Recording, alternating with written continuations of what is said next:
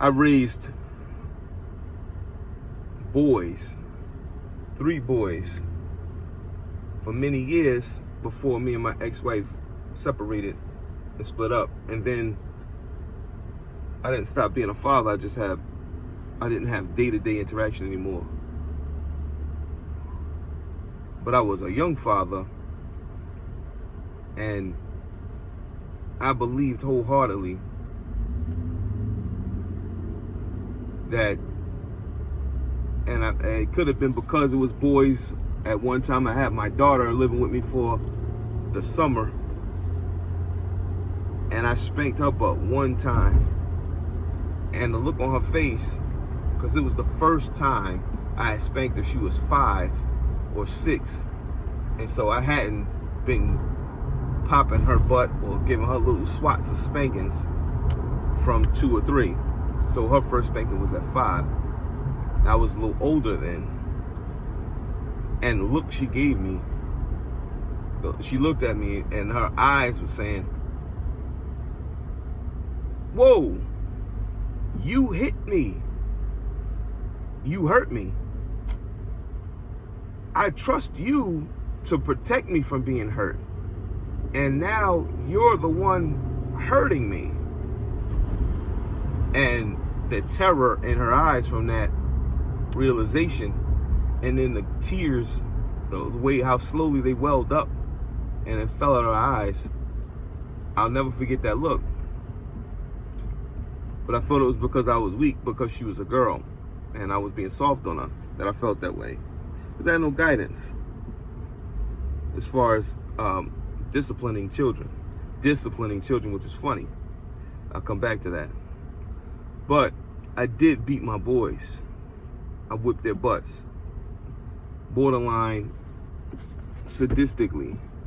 You know, they were in trouble, so I let them take a bath and get wet, naked, and then go in there and talk to them about what they did, because I would always talk to them and explain why they were getting a spanking,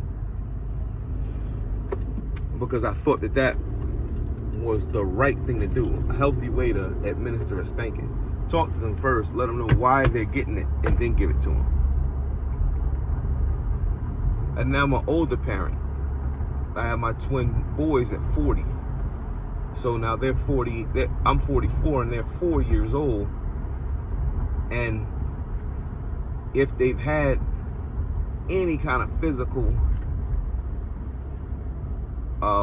discipline, quote unquote discipline, it may be once each. And that would have been because of whatever they had done was something that may cause them physical harm in the future. And my rationale is they need to remember not to do this. And they may remember the talk or the speech.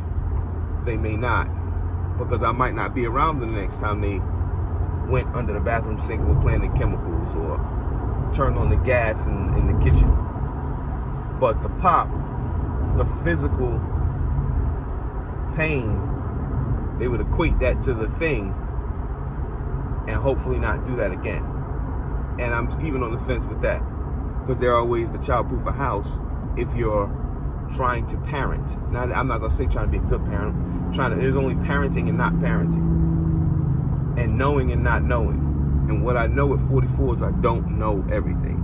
But what I am coming to understand is the culture of violence and beating of your children doesn't come from original black man, does not come from Africa, or at least my understanding. My understanding is from what I read and what I see. I watch a lot of documentaries. I read as much as I possibly can. I'm only taking the time out from a book that I'm listening to as I drive my commute to make this video for you. The children, from the time they're born, are strapped to their mom before they can walk. They're strapped to her. They go everywhere she goes. They learn by seeing her do and seeing others do, seeing tribal life, seen a village life if they're in a tribe or a village. And I'm not talking about modernized Africa. I'm talking about tribal Africa, because then that takes us back to the origin, takes us back to the original. So these children strapped to their parents, their mother, and when the child is hungry, the child doesn't have to cry for food. He's attached to his food source. Mom will swing him around, give him a breast, he eats. Child is sleepy, he's attached to his bed, goes to sleep right on his mom's back as she continues to work. So on and so forth.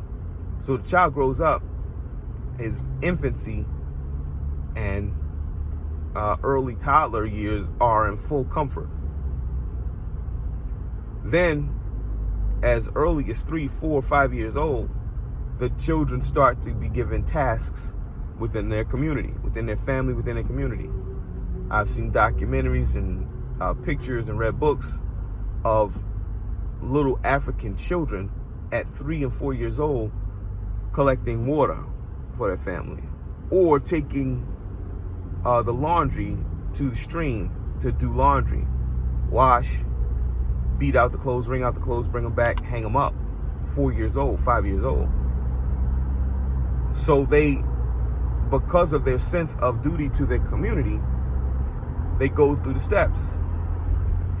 Now, being in America, being in the United States, and being fortunate enough to have had children early and now have children at a later stage in life, I can tell you without a shadow of a doubt, all children do the same things over and over. Doesn't matter in the United States. Doesn't matter what state, what city they're born to, what color they're born to. It's the culture that they're born to that makes the difference. My boys fell down the stairs. My early set of boys tried to come down the stairs and they fell down the stairs. My boys put the shoes on the wrong feet. My boys got into their mother's makeup. My boys got into the refrigerator, spilled things. My boys ate food off the floor. My boys made gigantic messes. They broke furniture, broke toys, stopped up the toilet, broke the toilet. My early boys did. And now, my late boys do the same thing. But these children, they're not strapped to their mother. And they're definitely not strapped to their father. Their mother's at work, their father's at work. Or if their mother or father are not at work, after they've spent as much time as they could afford to before falling asleep, after they spent that time, then the child is either with a babysitter or in their room, sat in front of their toys or educational TV show, whatever the case may be. So they have time to explore their new world that they were just born into. And the same things that attracted my earlier children attract my later children. Things that are taboo, things that are off limits, things that are behind doors, behind cabinets, in the refrigerator, on the back porch. So either we beat every child in the world, or we beat no child. They all do the same things. They're children with behavioral issues, but there's psychologists for that. There's therapy for that. There's patience for that and understanding for that. But besides that, most children are the same. So I submit the culture of whipping children, beating children when they misbehaved or disobeyed, I submit that that's birthed out of slave culture. When I look back into the history of African Americans and then the transition from African to African Americans, the one denominator is slavery. So we had that at passage through those 300-400 years of slavery, where we learned not how the oppressors disciplined their children, but how the oppressors disciplined us and disciplined our family members to keep us in line. And so I believe we adopted that. Even after emancipation and the end of slavery, the quote unquote end of slavery, we carried that forward. Because for many, many years, and still in some places to this day, we don't want our children to misbehave out in public. Not in front of our neighbors, much less in front of the white world. We want to present our children as, some of us want to present our children as, in the attempt to present our children as well-behaved, there's the threat of the belt, the threat of a beating, the threat of a pop, and the real threat of a pop, because they've had it. And so they know what that pain is like, and they know what that anguish is like, that my mother or my father, my protector, my sustenance, my shield, has now turned on me and is inflicting physical harm and damage to me. That's a tough thing to sit and think it through. When I was 20 years old, 21 years old, 22 years old, trying to be a father, I didn't think it through. I just said, okay, this is what was done. This is what should be done. And the more of this I dish out, the more well-behaved child I'll have. The more of this I dish out, the less I'll have to dish out when they're bigger. You know, they'll have a healthy fear of me. And so my word will be enough if I just instill that fear at a young age. And as I sit here and talk about it, the insanity of it rings true.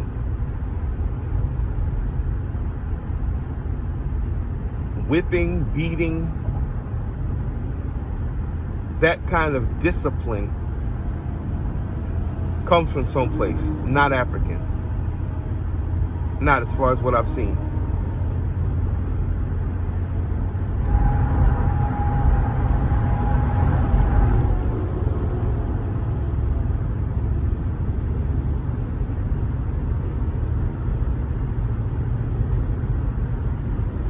Discipline. My children, my later children now, we're teaching them values. We're teaching them principles and values.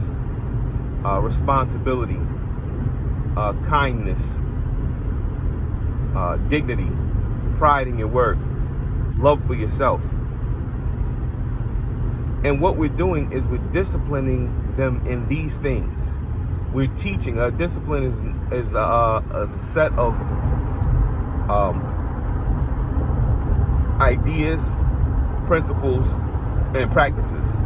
You know, if you are disciplined in karate, you know how to do karate.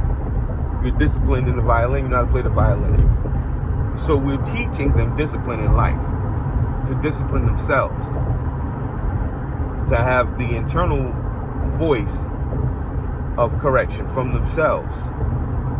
And we're teaching them that early, so that when we're not around, their internal voice will will discipline them from doing something detrimental to themselves or others or the home or property, yada yada, so on and so forth. I believe that is the kind of discipline that we need to be giving our children. If we teach them discipline, then we don't have to discipline them corporally, physically. It's just thoughts. And I love feedback. If anybody's watching this and has comments or whatever, stick them on there. Peace.